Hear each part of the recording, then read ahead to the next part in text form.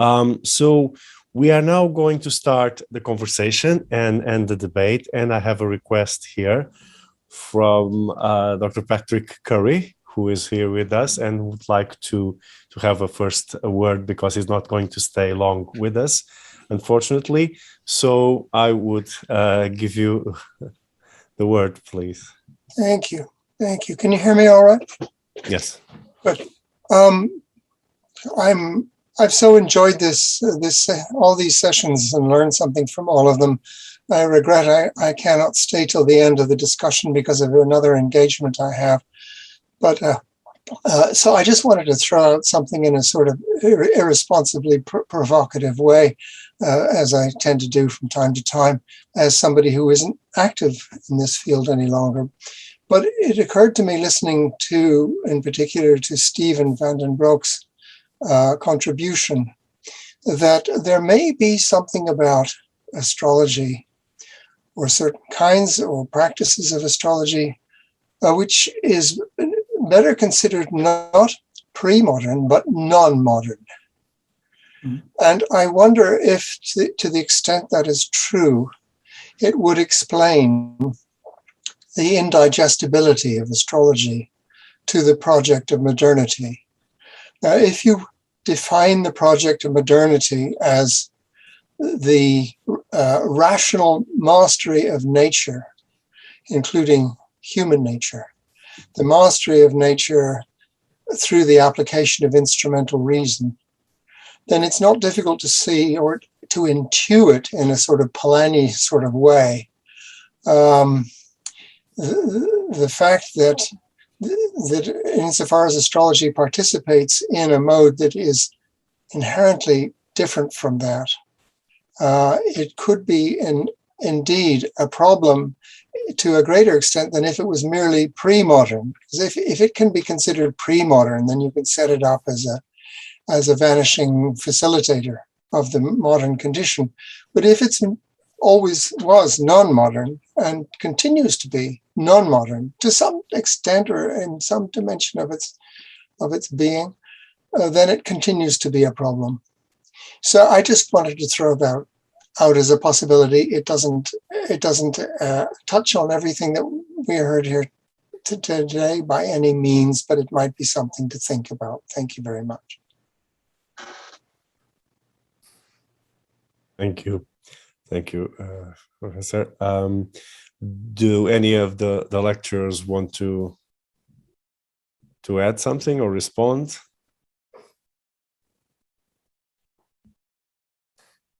I wouldn't mind. Okay. Well, it's an excellent point as always, Patrick. Non-modern or a-modern, yes. Okay, so I think I have two things. First of all, there's of course the problem. Okay, so how I threw modern into my talk, so I'm to blame. But I did do it on purpose, I suppose, because as an early modernist, as a historian of, with that particular assignment, I do feel like it's impossible to get away from it. It seems to be part of the job description. I wouldn't know what it would mean to do history, in the peculiar place where I am without using the word modern. So I can't get away from it.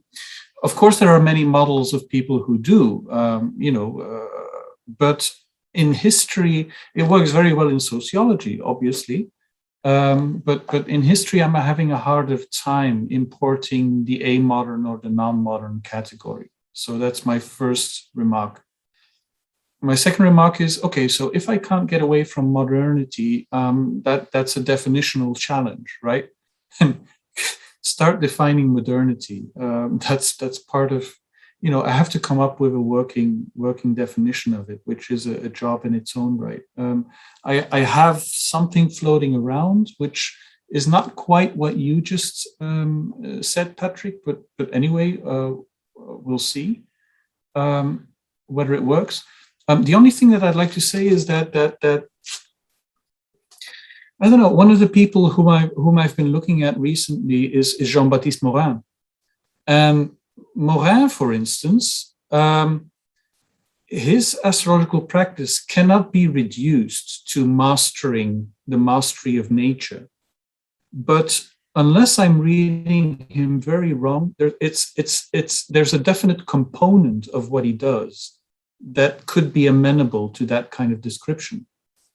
So, these two things seem to be flowing over in one and the same practice, and that's what I'm fascinated by. That was my second remark. Anyway, I'll leave it at that. Okay. We have two raised hands. The first one, Volker Schandel. Hello, Luis. Greetings from Hanover in Germany to everybody. Can you hear me? Yes. I want to address the same subject from Stephen van den Broeke. If I go by Sir Charles Popper and take his philosophy of science, and we look at the 20th century and the historians of astrology say in their narrative, astrology as pre-modern, and you look at the 20th century, let me start with this recent publication of Jen Saad in her dissertation about Elspeth Ebertin and that work, and then a lot of publications, Alec Howe, and in the future, Volker Lechler will talk about the Weimar Republic astrologers. And then I come to Carl Friedrich von Weizsäcker, the rather famous physicist who was trained in astrology at the Institute of Professor Bender in Strasbourg in 1943, I believe, in the middle of the Second World War. And he was trained by Thomas Ring. And then we have in the 20th century the fact that the calendar of Ronald Reagan via his wife Nancy Reagan was steered through the astrologer in California. And we have Madame Tessier in France, and Meteor was advised by her. And we have the public knowledge about the Bulgarian government being advised by astrologer. And I know from personal talks with some interview partners on my channel that there are a lot of clients of the political realm who are advised by astrologer. We have an interesting historical fact. We have these 20th century's facts, and we are talking about astrology as pre-modern. Isn't solely this combination of facts a falsification of the narrative of pre-modern?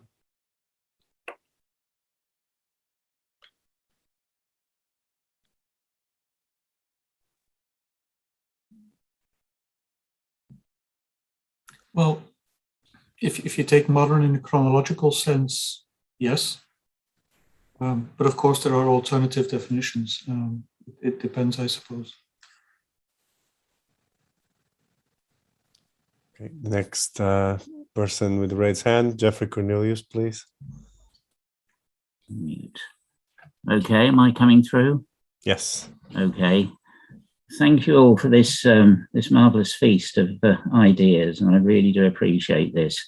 And thank all our speakers. And our last two speakers, Stephen and Stefan, you've both shown what could be the sign of a turn in the mode of understanding our subject matter. What you are saying is quite revolutionary, I'm sure. I'd like to pick up on a couple of points here. If one accepts that there is this turn in attention, this brings me to issue of the phenomenology of omen reading and the phenomenology of astrology. And although I perfectly understand the need to show different contexts historically that impinge upon how one structures the world and the universe and sees omens within that, I'm fairly assured, I don't think I'm deceiving myself to say that I feel a very great similarity of connection in the texts that I see, going back to quite ancient authors, to what I do or other modern astrologers do, which is reading signs in a certain way and linking up things metaphorically to derive a meaning. And I think this understanding of the use of metaphor, one can see it in Cicero, that he's immediately seeing that this is actually a false type of knowledge in his view. One can see that, so in other words, there is a consistency to the phenomenology or the practice of astrology. And I think this goes back to the point being made about the Stephen making about the robust historicity of astrological practice. There is a thread there. Now that leads me to a further very revolutionary point that it is an amazing thing. I stand as a scholar who's only partly in scholarship and partly in orthodox scholarship and mainly in the worlds of divination and astrology.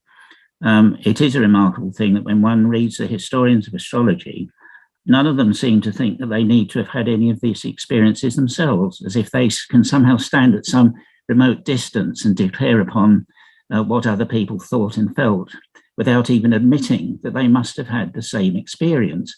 And if they haven't had the same experience, one might ask politely what on earth they think they're doing, because this was a point put very forcefully by Patrick Curry much earlier on, that unless it's ridiculous to imagine, say, a historian of art who unfortunately could not see or was colorblind, you reach this point of saying, now come on, we're talking about a common understanding of humanity that seems to have expressed itself in multiple ways, but nevertheless identifiably across cultures, easily identifiable for the practitioner. And this seems to be not available to us as moderns, as if the study of modern astrology, look at the historians who will say to you, this of course has nothing to do with modern astrology. They'll pick up, say, texts from the Renaissance and say, this has nothing to do with modern astrology. And I'm afraid that really won't wash. So I do support what Stephen said there about this robust nature of the phenomenon. But this, and I'll put to all of you, this does raise another huge issue. And the particular quote I'm giving you is actually used by Jung in his quite heretical foreword to the I Ching translation, Wilhelm's I Ching translation, when he said, if you accept the possibility of this phenomenon, he's talking about the possibility of divination and synchronicity. It doesn't matter how you name it. He says we reach an Archimedean point from which our Western attitude of mind could be shaken to its foundations. It is that radical. And so without using any astrology at all, I can predict that the sort of thinking that Stephen and Stefan are now engaged upon, which I fully support and admire, and the thinking of Dorian and other speakers here, will undoubtedly create quite a wave of resistance. It must necessarily so, because you're talking about something that will impact directly on the attitude and consciousness and practice of people here and now in modernity, not people in some pre-modern time. And so I do want to put to our lecturers this: is there a turn happening in our studies? Does that turn have a radical implication for how we understand ourselves, the technology of ourselves in our modern time?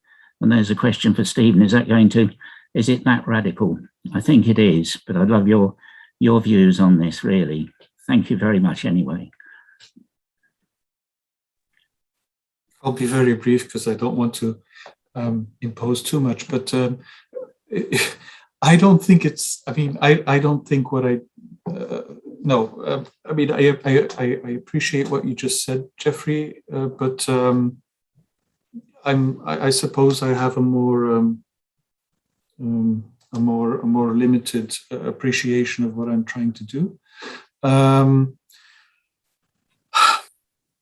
Your first point is the one that really struck to my heart, because it's a point that that I first heard again from in Patrick Curry's work in the late 2000s, in the early 2000s. How can you do this if you haven't had the experience? I'm rather, on the one hand, I am extremely self-conscious about not being a practicing astrologer or not having that kind of training. It's not very, I'm extremely conscious about it. I can assure you of that. On the other hand, I suppose I console myself with the work of Michel de Certeau, who's a huge influence on me, who wrote book after book on early modern mystics, which invariably had as their first phrase the assurance that he hadn't had the experience and could not possibly have it. And I do think that de Certeau, without having had mystical experiences, had something viable to say about what mysticism in the history of mysticism. So if he can do it, I can do it. Is my self-consoling thought. But anyway, so I actually disagree with the experience clause as a necessity. Although I do appreciate it that it's being advanced. As for the other thing,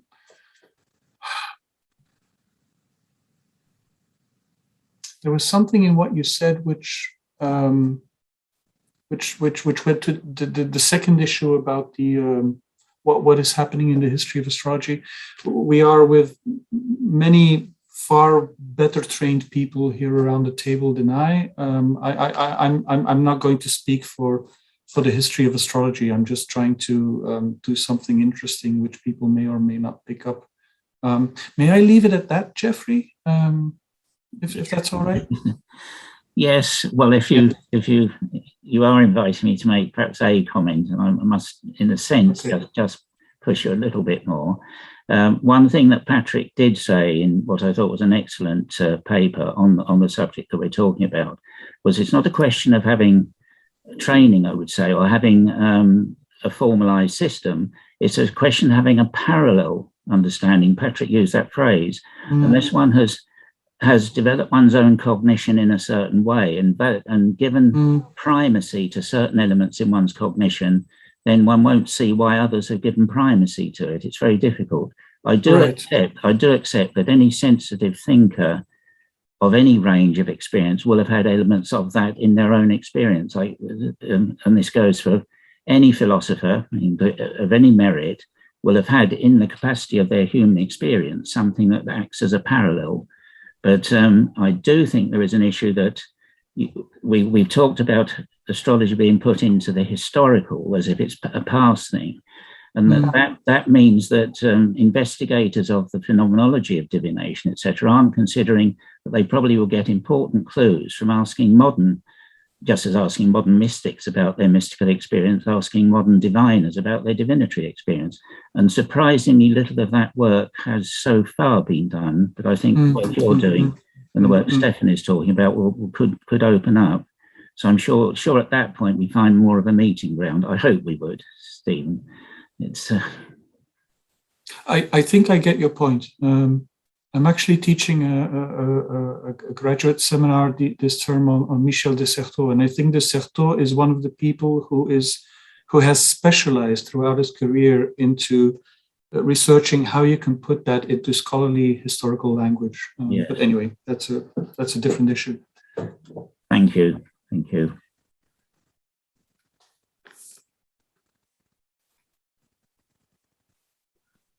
Yes, Volker? Okay, I would like to ask something in the context of the presentation of Dr. Greenbaum with the aspect of astrology as a shape-shifting phenomena. At the moment, I'm researching something going back to Professor Victor Stegemann in 1942 in Prague with his publication Dorotheus von Sidon and the so-called Introductorium of Saal ibn Bisha. And up till now, following this research of Stegemann and translations by Benjamin Dijk, I'm pretty sure that in the time of Saal ibn Bisha, the system applied by the astrologers concerning the houses, the places, the topos, what Dr. Greenbaum was talking about, were whole sign houses. And as Luis Ribeiro might be the expert for Alcabiches, as late as Alcabiches, we have a change. We have the Alcabiches houses. And one could probably say that Abu Mashar is still on the whole sign houses. So I was hoping that one of the many participants in this very wonderful workshop can tell me when did this change from whole sign houses to quadrant houses in the Arabic medieval times? Anybody who has a clue about?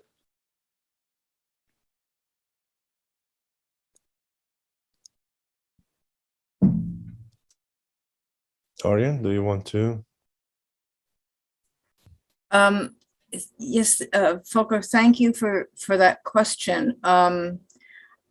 This is not an area in which I have a lot of knowledge about timing and things like that. I was just looking to see if Charles is still here because his expertise is in Arabic astrology is much greater than mine, but I think he's had to take off. So I guess I have to throw that question out to someone else who has more knowledge of this particular period than I do. I do know that we have quadrant types of houses, even in Hellenistic astrology, you know, in certainly in Paulus, and I think earlier as well. Or maybe Stefan has something to say about this. Yeah, we have two raised hands, Martin Ganstedt and Stefan. So, Martin, do you want to? I think Stefan might have been earlier, actually. Okay, let's hear what Stefan has to say. Okay, Stefan, then please. Thank you very much, Martin. I'm answering without being prepared for this question, obviously. So I'll be cautious. From all that I remember, the system that is named after Alcabitius was not at all invented by him or at his time, but much, much earlier. And we have different systems of house division already in the Greco-Roman late antiquity.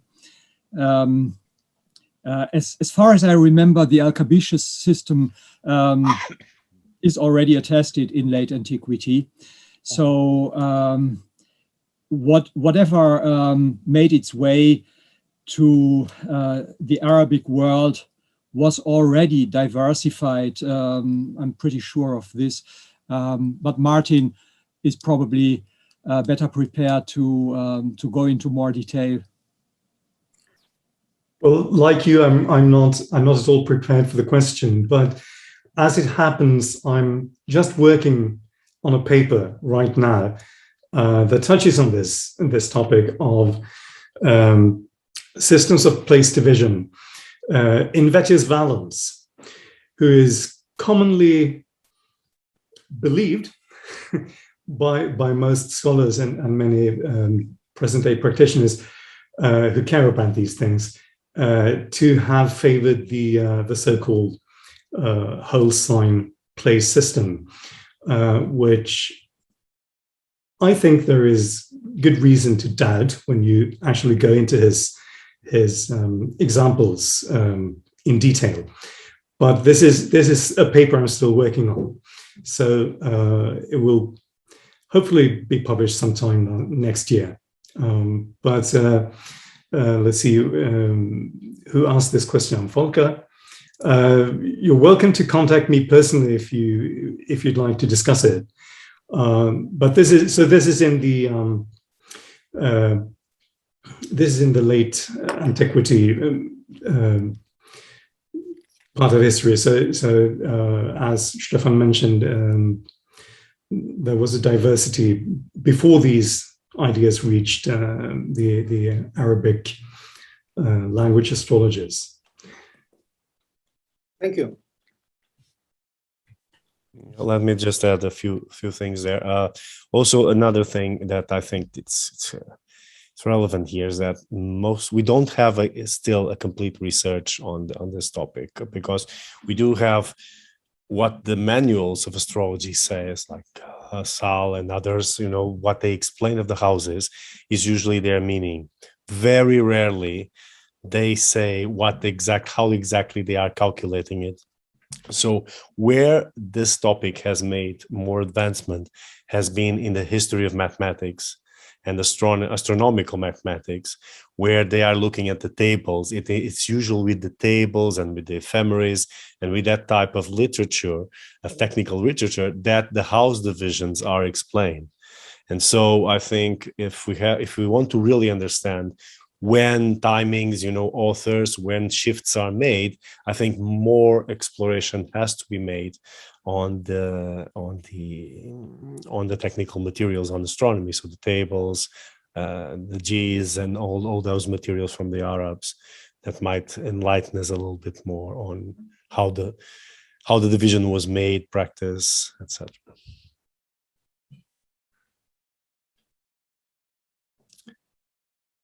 Okay, do we have more questions? More?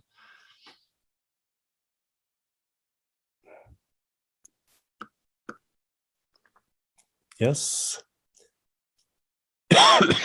Lots of people at the same time, so I don't know who raised first. Dorian, do you want to go first, and then William?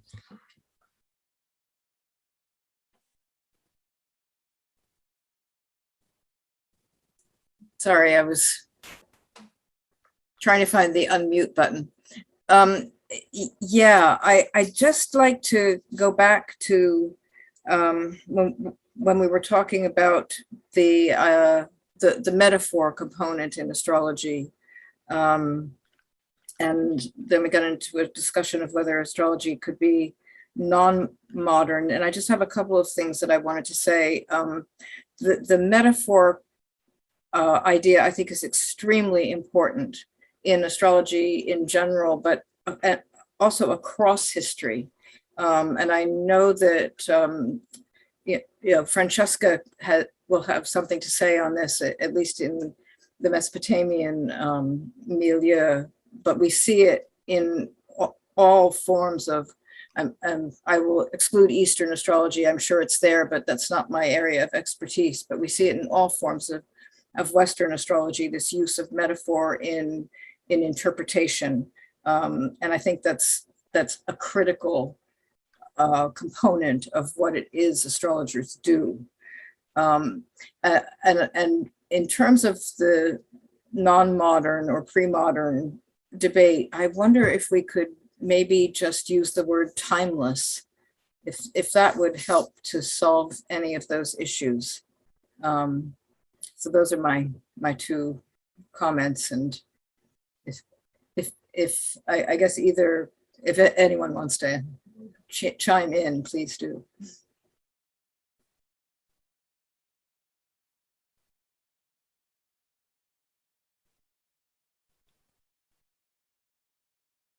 Dorian, just because I'm keeping notes, so you advanced metaphor as a way of connecting to Stefan's notions about tacit knowledge? Well, not strictly speaking, but in terms of what it is that astrologers do in interpretation, I think that they are using metaphor in the way that they interpret and the way they come to whatever judgment they come to.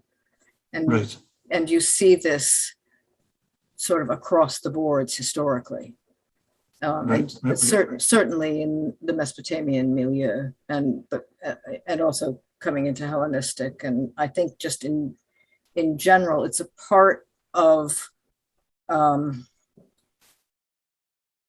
practice of astrology that isn't really discussed too much in terms of what's going on in interpretation that crosses all chronological boundaries. Mm-hmm, mm-hmm. Thank you. Professor Rosberg, did you want to participate on this topic? Yeah, let me see. I'm trying to figure out how to. Okay. Thank you, Dorian. That point that you raised sort of opened up a whole realm of thinking and ties it into many of the comments we've had thus far. Actually, I do want to say that Patrick Curry's comment or question really about whether to construe astrology not so much as pre-modern but non-modern is actually an incredibly productive and fascinating question, and one that I think we're really circling around in the discussion thus far. So, but getting back then specifically to what you raise in terms of metaphor, or in my previous work, I've focused on the feature of metaphor, specifically of analogy. So analogical reasoning, analogical thought. And this, of course, is one of the aspects that enables us to draw many connecting links, many, a lot of connective tissue between astrology, ancient, medieval, modern, and science. And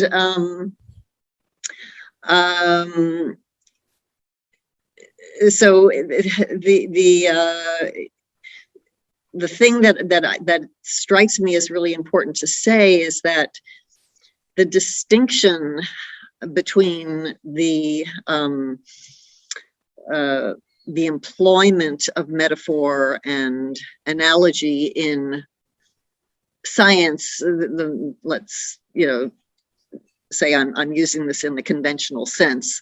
I mean, for me, I do not want to say that astrology is not science.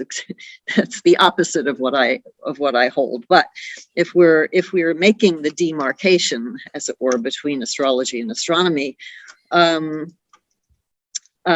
use of analogy in science, for example, to direct the modeling of phenomena, the modeling of the physical world in terms of theoretical ideas.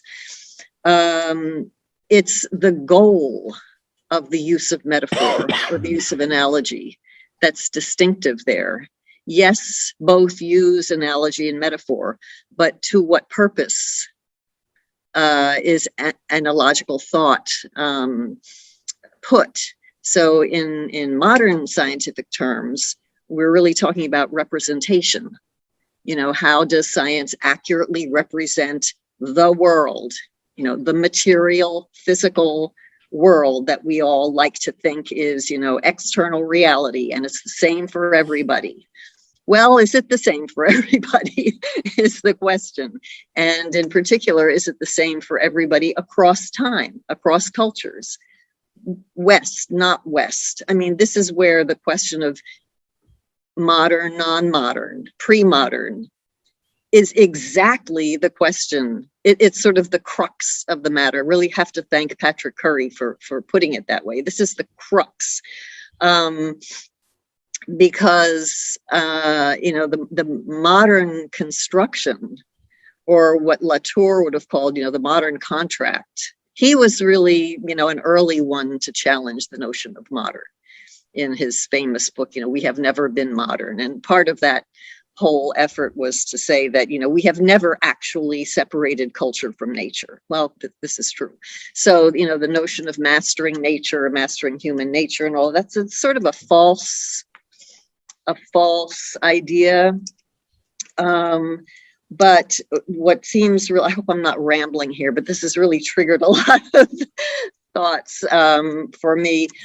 The thing that seems really key to me here is on the nature of epistemology, the nature of the knowledge, the goals of the epistemic values of something like modern physics versus ancient or medieval or even modern astrology. And because modern science has put so much stock into representation and into the fact that the world being represented is nature, and there is nothing other than nature, that, everything supersedes, upon nature, that it becomes a useless historical tool for us. Because as you said, the use of metaphor and analogy and so on in Babylonian analysis of signs has nothing to do with representation. Yes, it's a form of epistemology, but we're not talking about the same kind of representational goals. And even in Babylonian astronomy, where you can rationalize the representational goals of the mathematical models, they're not representing the world in the same way that modern physics does. So there does seem to me to be a fundamental, radical split between this modern contract between the mind and the world, and knowledge as representation of that world, and the things that we get in other cultures. So it's not just a chronological divide, but a lot of non-Western, non-industrialized cultures have systems of knowledge that don't operate, on the basis of this notion of the material, natural world that exhausts all reality. So yeah, I mean, I think I'll leave it at that, because I know I'm rambling and not probably making as much sense as I should be, but I do think these are critical elements of the question and will really give rise to some kind of construal of astrology, ancient, modern, that will better enable us to talk about it in the context of what we call science. But again, I mean, I think we need to talk about rehabilitation, rehabilitate the notion of science in terms of astrology and non-modern scientific disciplines. Because if we do think that there is something that unifies all of them, and we don't end up in some kind of like strictly nominalistic, set of elements, then we have to face these really, really significant points of philosophical importance. I think I'll stop there. Thank you. I will now give the word to William, who has raised his hand. Good evening. My name is Willem Derde from Belgium. I wanted to comment on the discussion that is taking place now. It seems to be that what we are struggling at is how can we not define, but actually the question is, what is astrology and what is its contribution to the world? And because if Patrick Curry, he was saying it's non-modern, or Dorian Greenbaum said that it's timeless. So we are grasping with something. What is this thing? Stephen was talking about this technology of the self. So we are kind of trying to see what is this thing of astrology that has dominated many cultures for many centuries, if not millennia. I'm not saying that I have an answer, but I would rephrase it in terms of a question that was triggered by me by the talk of Stefan Heilen, when he was talking about this tacit knowledge and Polanyi's approach to this. It's again kind of attempt to see how can we approach astrology in such a way that we can make sense of it. But if you use Polanyi's theory, the problem is the following, that what he describes counts for every kind of knowledge, whether it is physical knowledge, contemporary scientific knowledge. When you look at the philosophy of science, this is what these people say, is that there is a lot of things you cannot express, but you learn somehow. That then later was developed by Kuhn in his paradigm theory. And one of the things that we can see is the clearly formulated theories. But behind these theories is a kind of belt of assumptions, etc., which make sense of this theory. And when you start to question these, you get a paradigm shift, to quickly paraphrase this. So if you take this one step further, then my point would be, what you are saying actually is that astrology is knowledge. The question we are struggling in, because that is what you prove, because if it would not be knowledge, then there would also be no tacit knowledge. So then the question becomes, what kind of knowledge is astrology actually? And I think that this is what we are struggling with. And that is, I think, the question that needs to be tackled. And we need to know what is this kind of knowledge that we are at this point unable to theorize.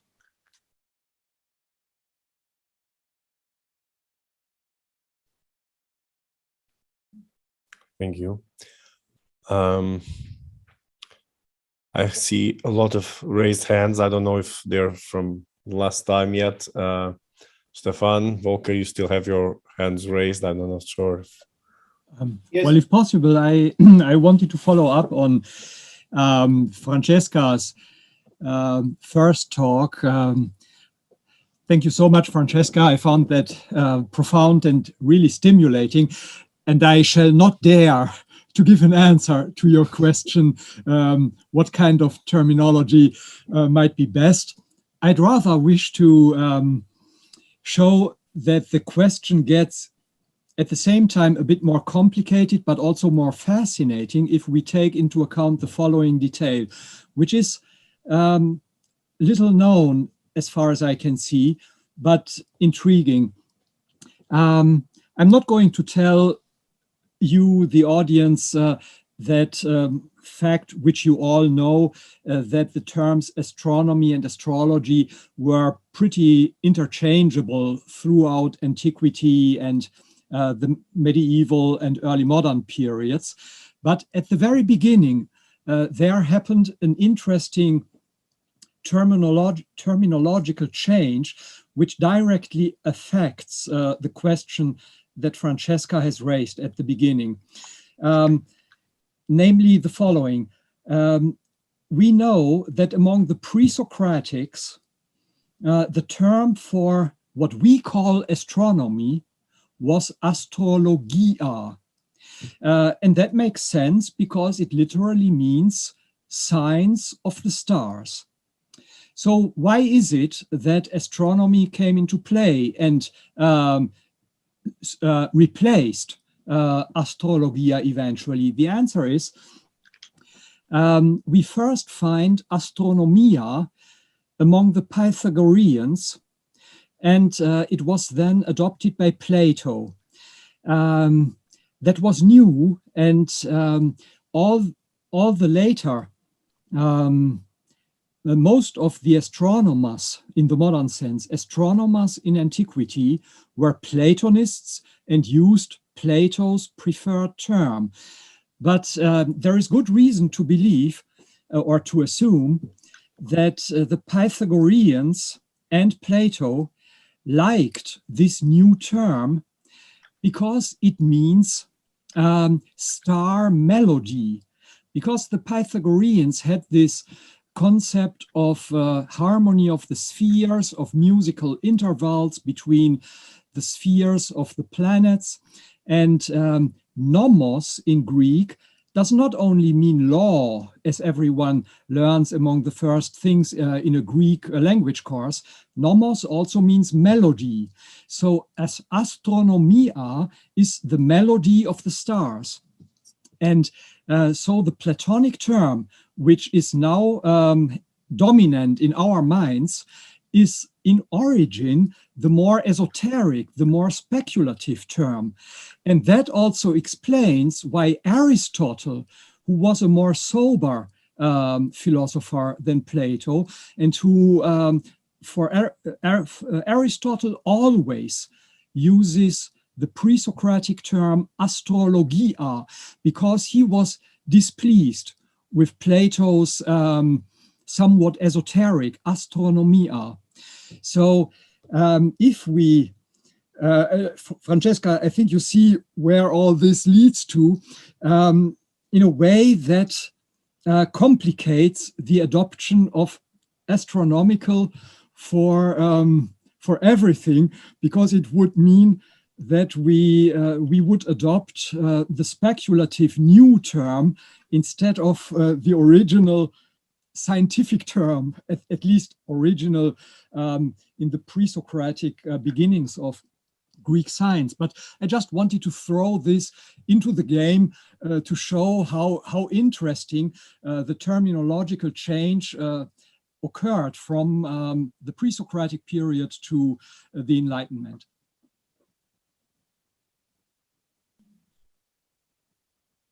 Okay, next I think was Volker. I would like to follow Willem.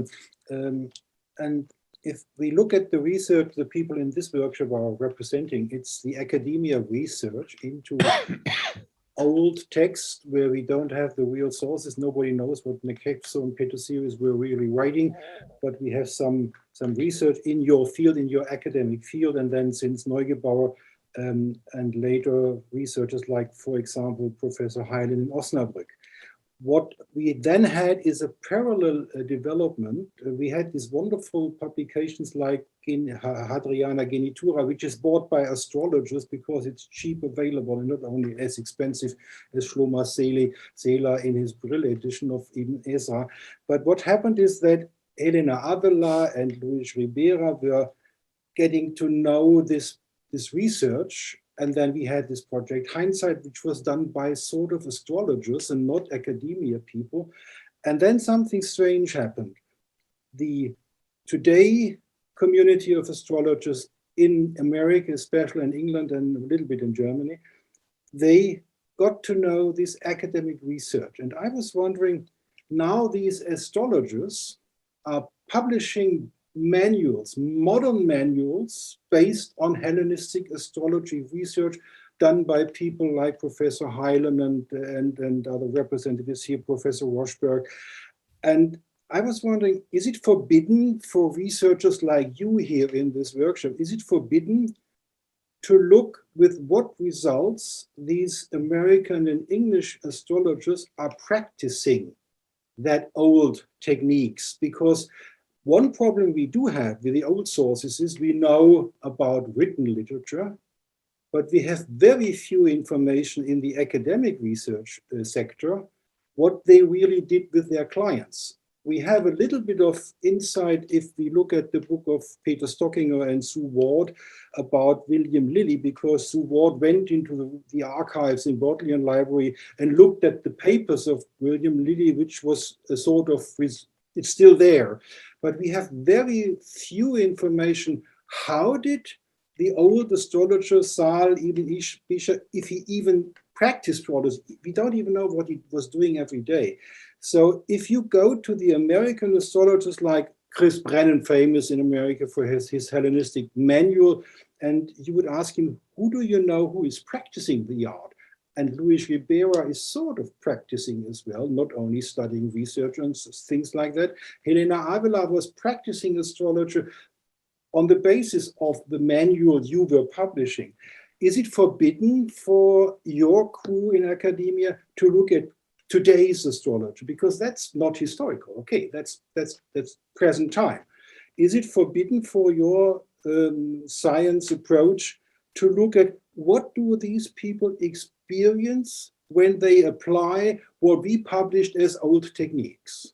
So basically there is a connection between academia and astrology practice, which is not looked at, in my opinion. I have a feeling there's no research at all what the old techniques published by you people is done today in the clientele astrology relationship. For example, nobody is looking at the practical work of Sue Ward doing oral astrology on the basis of William Lilly, I believe. Nobody is doing scientific research on that. Nobody is going into the practice of those astrologers.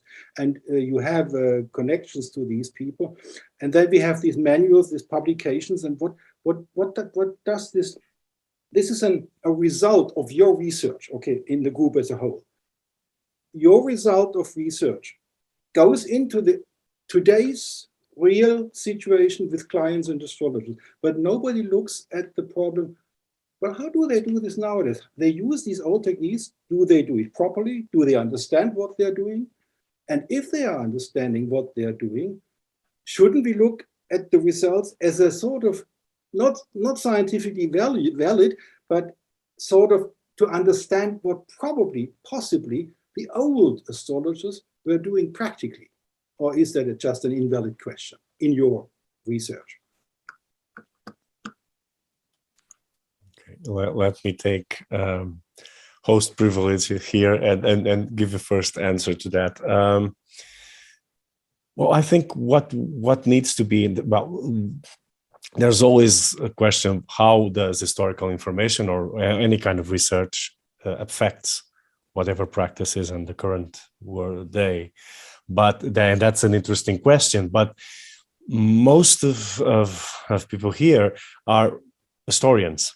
Yes. So we are concerned with history, and there is a difference between studying the historical practices and studying the real practices, the current practices. And this is the first more direct answer to you: is it's not history, no, it's current events, and we are historians.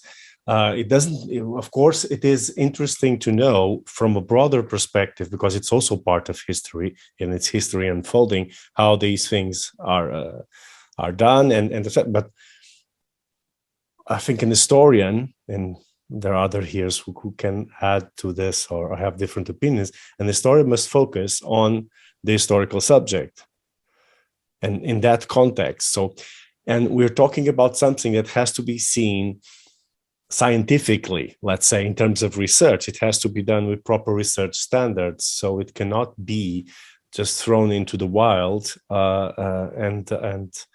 otherwise we're not properly analyzing any subject. You know, it's no longer history, it's no longer research. So that's why there's a distinction here that has to be made, so we can separate what is research that is being done within the appropriate academic or research structures that can analyze it and render it, oh, is it well done, is it not well done, and the impact that might have in current day practice. I don't know if anyone wants specifically to join in this specific question, please. Yeah, Stefan, do you want to add something? Well, only briefly, but I would prefer Dorian's opinion on this, okay, because she knows these people better. I think she has a better insight into what's going on today in these circles. But if you wish to have another minute to think about that, Dorian, I can. Oh, okay, Stefan. That's fine. That's fine. Well, my immediate thought is that I don't want to say that certain things are forbidden to study. I'm not sure of the rationale of why you're asking the question. If you're asking it so that historians could study, say, these modern manuals of astrology on Hellenistic technique as a primary source. No. Can I elaborate? Yeah. The reason I'm asking is, you historians, and me myself as well, I have the problem to get a feeling. Okay, I take the example Saad ibn Bisha. He writes an introductory to astrology. Yes. We don't have any historical information whether he was a practicing astrologer and what he was really doing every day. We have a little bit more information by historical research standards, yes, about William Lilly, because we have his papers in the Bodleian Library. Now, you have a lot of these historical research problems, right? You would like to know, you would be so happy to know, what did they do every day in Baghdad? What was the practice? Of course. And then you can't solve that problem with the old sources, right? There's no way. You don't. As long as you don't find a Nag Hammadi library for astrology, no way you will know that. And, or Qumran sources. Yeah. So you have a historical research problem. And I was wondering, you have a blank white map there you would like to fill. Is it allowed? I'm a lawyer from background. I never studied philosophy science after my retirement. Is it allowed in your field of historical science to look at what people do with your research. Mhm. They find out what was in the old days because they didn't know before your publications. Before your diamond book, nobody knew what was happening with that technique in the old days. Now I read that book and some people are, your book has influenced Martin Hermes. And Martin Hermes is doing zodiacal releasing in 7 sessions with me on my channel, practicing your book in real time today, what might have been Vetus Valens practice because he's relying on Vetus Valens. Uh-huh. And the problem for me is it allowed as a standard for historians to speculate whether this today practice could have been the real thing in the old days? That was my idea. Well, I think anybody can speculate. I think as a historian, we have to be really careful I when understand. we do such kind of speculation, especially since now the information is kind of secondhand, you know, because I'm looking at original texts and making analyses of those texts and coming to conclusions about them. And somebody else is then taking what I've said and then applying it. It's, you know, it's beginning to become a game of telephone in that sense. And plus, as a historian, I'm very nervous about assuming that the way someone is practicing an old technique in a modern framework is actually the way the ancient would have done it. Okay, understand. So that, I guess that's my gut answer to you. If I may make a quick addendum, I fully agree with Dorian, and I would add the following. As a matter of fact, I did not, to the present day, look into the results of such applications of my own research. In a way, it is flattering to imagine that some people do. Oh, yes, they do. Massively, massively. Yes, they do. Into practice, yes. It may be a curiosity for someone like me to see what becomes of such research results that are circulating in print. But I think it is very important to keep always in mind this central point. We simply do not know what went on in the brains of people in history. We only have our sources, and it is extremely dangerous to make inferences from us as human beings living in this present time in a totally different world, making inferences on the thinking or the lives and interests of people in history. So what we did as something in between in the course of this workshop in Erlangen, which I mentioned in my presentation, is somewhat somewhere in between, maybe. During that workshop, we had several papers in which well-documented analyses of historical astrologers were analyzed in order to find out how did they really read a specific chart. For instance, Antigonus of Nicaea in the case of Emperor Hadrian, but also an Indian astrologer in the case of Mahatma Gandhi, and a Chinese example, and so on, in order to get a feeling of how astrologers in different cultures and in different historical periods have really enacted and practiced their astrological skills. That can be done, I think, in a solid historical perspective, because one has a horoscope, a set of astronomical data, and a written interpretation given by a historical astrologer.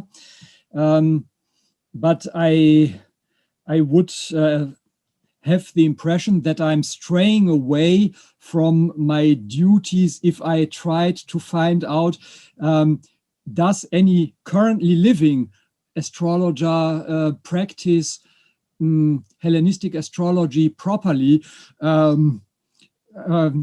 Maybe it would be interesting to know the answer just briefly, but I wouldn't wish to spend much time on that.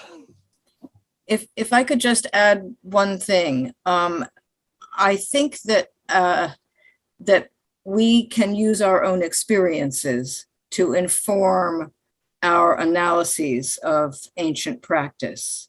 And so I think it's permissible to look at, say, experiences in modern practice that can correlate with how an ancient astrologer, for instance, describes the analysis of a chart.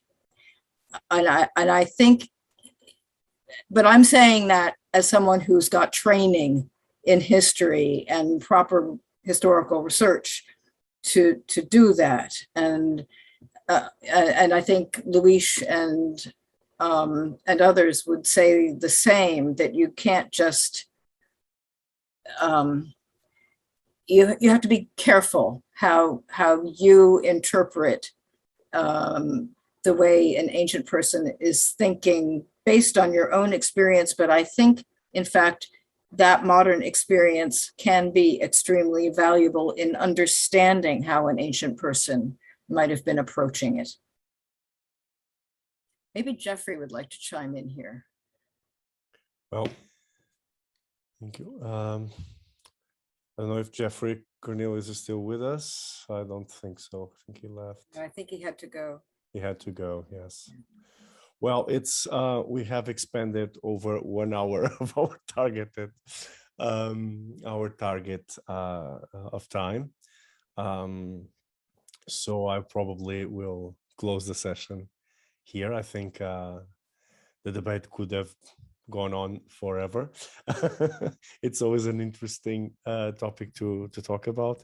And I want to thank you, the lecturers, and of course the audience and the participants who have joined us for 3 hours in these very interesting discussions. And I hope that it brought good and useful insights to everyone's perception of the history of astrology and to our own research of history of astrology. And I hope to have more of these debates in the future, because I think they're quite useful and quite a useful to address the discipline of the history of astrology. So I thank you all and hope to see you in other activities.